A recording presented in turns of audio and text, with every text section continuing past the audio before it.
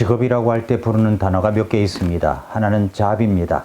정기적으로 보수를 받고 하는 일을 말합니다. 또 하나는 보케이션입니다. 보케이션은 바로 소명을 가지고 일하는 그 직업적인 의미입니다. 여러분은 직장에서 사업터에서 어떤 일을 하고 있습니까? 그 일에 어떤 의미를 부여하며 날마다 일하고 있습니까? 비록 알바를 한다고 할지라도 여러분이 그곳에서 일하는 의미는 무엇입니까? 그리스도인의 직업적 소명은 무엇이어야 합니까? 오늘은 그 직업적 소명에 대해서 생각해 보겠습니다.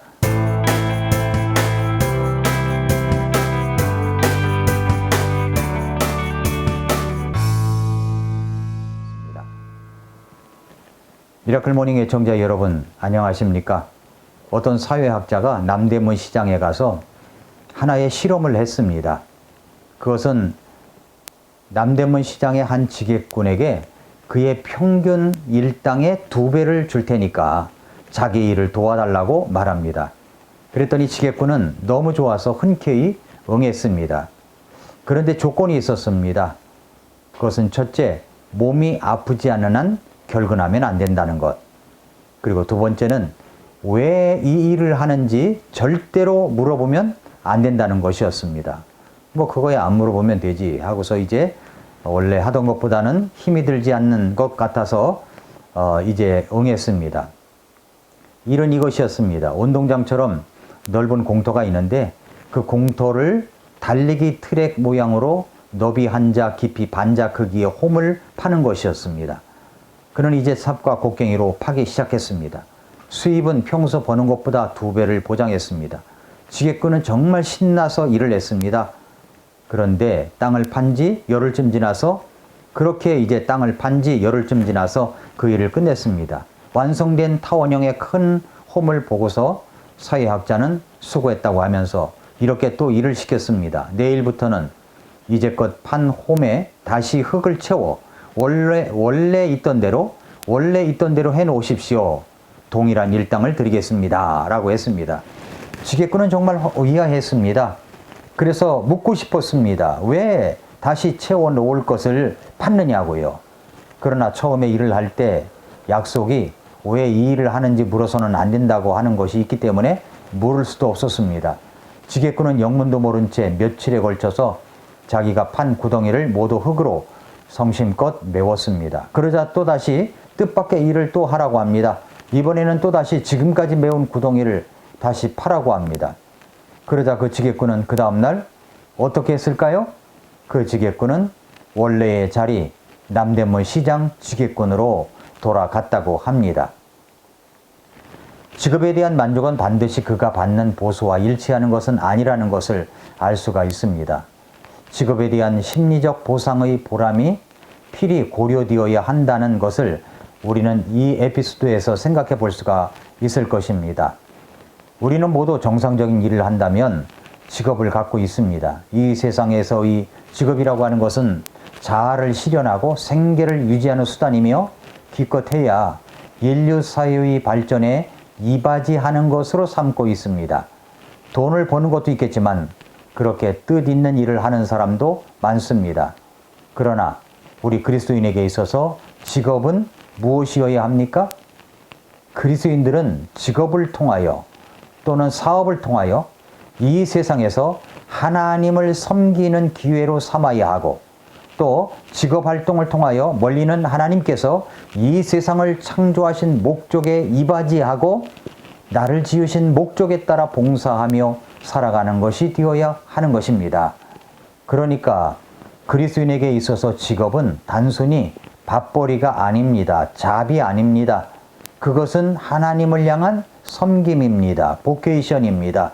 이 세상을 조금이라도 창조 목적으로 돌아가게 하는 일에 이바지하는 도구입니다. 골로새서 3장 22절과 23절은 이렇게 말씀하셨습니다. 종들아 육체를 따라 너희의 주인된 자들에게 모든 일에서 순종하되 사람들을 기쁘게 하는 자들 같이 눈으로 섬기지 말고 오직 하나님을 두려워하여 단일한 마음으로 하라. 또 너희가 무슨 일을 하든지 마음을 다해 주께 하듯 하고 사람들에게 하듯 하지 말라 라고 그렇게 말씀했습니다. 이 말씀 속에서 우리는 성경적인 직업관을 생각할 수가 있습니다. 직장에서나 어떤 곳에서도 일을 할 때 우리는 그저 눈에 보이는 사람들을 만족시켜 주려고 눈속임으로 하는 것이 아니라 오직 하나님을 두려워하는 단일한 마음을 갖고 일해야 됩니다. 다시 말해서 무슨 일을 하든지 마음을 다해 주님께 하듯 해야 하는 것이고 사람들에게 하듯 하지 않는 것입니다. 여기에 중요한 직업의 원리가 있습니다. 인종분리법으로 흑인 차별이 심각했던 시대에 미국에서 흑인 청소부가 빗자루를 들고 거리를 쓸고 일하면서 욕설과 불평을 해대고 있었습니다. 그 소리를 지나가던 흑인 지도자 마틴 루터 킹 목사가 들었습니다. 여보시오, 형제, 무엇이 그리 못마땅한 것입니까? 그러자 흑인 청소부가 이렇게 말합니다. 우리는 백인들이 버린 쓰레기나 치우는 사람입니까?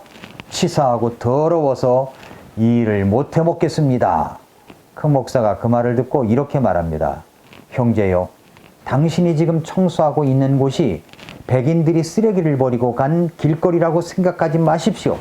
지금 당신은 하나님께서 창조하신 우주의 한 모퉁이를 쓸고 있다고 생각하십시오. 그러면서 마틴 루터 킹은 이렇게 계속 말했습니다. 어떤 사람에게 청소부라고 하는 이름이 주어진다면 그 사람은 미켈란젤로가 그림을 그렸던 것처럼, 셰익스피어가 글을 썼던 것처럼, 베토벤이 곡을 썼던 것처럼 그렇게 길을 쓸어야 합니다. 훗날 사람들이 그 청소부가 그 거리를 너무나 열심히 잘 쓸어서 그토록 훌륭하게 자기 일을 수행했던 청소부가 살았었다고 말할 수 있을 정도가 되어야 합니다. 라고 했습니다.